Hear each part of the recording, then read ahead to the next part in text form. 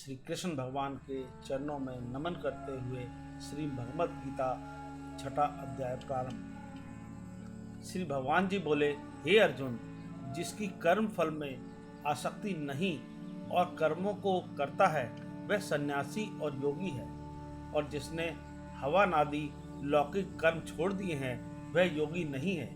हे अर्जुन, जिसको सन्यासी कहते हैं उसी को कर्म योगी जानो, क्योंकि संकल्पों का त्याग किए बिना कोई योगी नहीं हो सकता।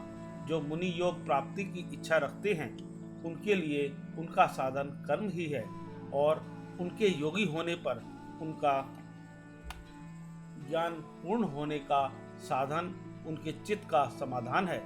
जब मनुष्य विषय और कर्मों की आसक्ति से छूट गया और वासनाओं को उसने त्याग दिया, उसी समय वह योगारूढ़ कहा जाता है। जिसने मन स्वाधीन कर लिया है वह अपना हितकारी है, और जिसने विवेक का त्याग किया है वह स्वयं ही अपना शत्रु है। मन को जीतने वाले शांत स्वभाव मनुष्य की आत्मा शीत उष्ण, सुख दुख, मान और अपमान इनके होने पर भी अत्यंत स्थिर रहती है। जिसने ज्ञान विज्ञान से अंतःकरण को तृप्त कर दिया है, जो निर्विकार हो गया है, तथा जिसने अपनी इंद्रियों को वश में कर लिया है, जो मिट्टी, पत्थर और सोने को एक साथ समझता है, वही योगी कहलाता है।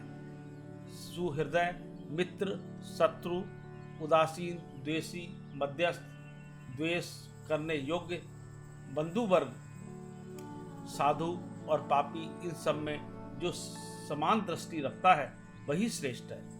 योगी पुरुष को मन और आत्मा को अपने बस में करके वासनाओं और समस्त प्रपंचों को त्याग कर एकांत स्थान में पहले कुछ उसके ऊपर मृगादिकों का चर्म और उसके ऊपर वस्त्र बिछावे। स्थान न तो बहुत ऊंचा और न बहुत नीचा हो, उसी पर मन को एकाग्र करके चित्त और इंद्रियों को रोककर बैठना चाहिए। आत्मशुद्धि के लिए योग करना चाहिए। शरीर, मस्तक और गर्दन को सम करके अचल होकर स्थिर होवे और अपनी नाक के अग्रभाग को देखता हुआ सब दिशाओं से अपनी दृष्टि हटाए रहे। भय रहित होकर शांत चित्त से ब्रह्मचार्य व्रत का पालन कर मन को रोककर मुझ में ही लीन हो मन को योग में लगावे। इस प्रकार मन को वश में करने वाले योगी को निरंतर योगाभ्यास करते रहने से मुझ में रहने वाली और अंत में निर्वाण पद अर्थात मेरे स्वरूप में लीन करने वाली शांति प्राप्त होती है। हे अर्जुन, जो अधिक भोजन खाता है या अनेक दिन उपवास करता है, जो बहुत सोता या जागता रहता है, उसको योग प्राप्त नहीं होता। जो उपयुक्त आहार और विहार करता है तथा कर्मों का योग नीति से पालन करता है तथा जो यथा समय सोता और जागता है, योग ऐसे पुरुष का दुख मिटा देता है। तब संयम को प्राप्त हुआ चित्त अपनी आत्मा में ही स्थिर हो जाता है और सब कामनाओं से निवृत्त हो जाता है। तभी योगी मोक्ष पद पा जाता है।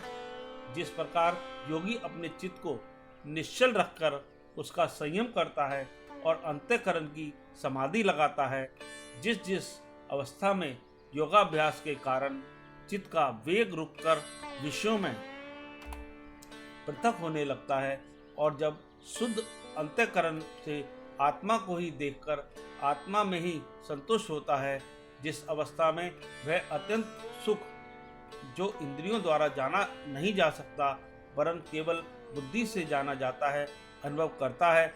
और जब वह योगी आत्मस्वरूप में स्थित हो, उससे विचलित न हो, जिस अवस्था को पाकर फिर और कोई बड़ा भारी दुख उसे वहाँ से चलायमान नहीं कर सकता, इस अवस्था को दुख संयोग वियोग कारक योग नामक जानना हो, सो योग निर्विकल्प चित्त से निश्चय करके ही करना चाहिए। संकल्प से उत्पन्न होने वाली समस्त कामनाओं को त्याग कर और मन में सकल इंद्रियों को चारों ओर से रोककर धैर्य के साथ बुद्धि को अपने अधीन कर धीरे धीरे विषयों से दूर हटे और भली भांति मन को आत्मा में स्थिर करके किसी पदार्थ की चिंता न करे। वह चंचल और अस्थिर मन जिधर जिधर जाए उधर उधर से इसको हटाकर आत्मा के वश में करना चाहिए। इस प्रकार शांत चित्त तथा रजोगुण से रहित निष्पाप तथा ब्रह्म स्वरूप योगी को उत्तम सुख प्राप्त होता है। इस रीति से निरंतर योगाभ्यास करने वाला योगी समस्त पापों से छूटकर सहज ही उस परम सुख को पा लेता है जो ब्रह्म के संयोग से प्राप्त होता है। जिसका मन योग में स्थिर हो गया है उसकी दृष्टि भी सर्वत्र समान हो जाती है। वह सब प्राणियों में अपने को और अपने मन में सब प्राणियों को देखता है। जो सब में मुझको और मुझ में सबको देखता है उसमें मैं अलग नहीं हूँ और मुझ में वह अलग नहीं है। जो अभेद भाव से रहता है वह सब प्राणियों में स्थिर हो मेरा मनन करता है। वह योगी चाहे जिस अवस्था में रहे मुझसे मिलता है। हे अर्जुन, जो सब प्राणियों के दुख सुख को अपने दुख सुख के समान समझता है और सबको संभाव से देखता है वही श्रेष्ठ योगी है। अर्जुन ने कहा कि हे मधुसूदन, आपने जो यह योग सिखाया कि सबको अपने समान देखें, सो मन के चंचल होने के कारण उसकी दृढ़ स्थिति अपने में नहीं देखता हूँ। हे कृष्ण, मन बड़ा ही हठी है, पराक्रमी और दृढ़ है। इसको अधीन रखना तो मुझे वायु को बांध रखने के समान प्रतीत होता है। श्री कृष्ण भगवान ने कहा, हे महाबाहो, इसमें संदेह नहीं कि मन अति चंचल है और इसे बस में करना बड़ा ही कठिन है। फिर भी हे अर्जुन, अभ्यास और वैराग्य से अधीन कर लिया जा सकता है।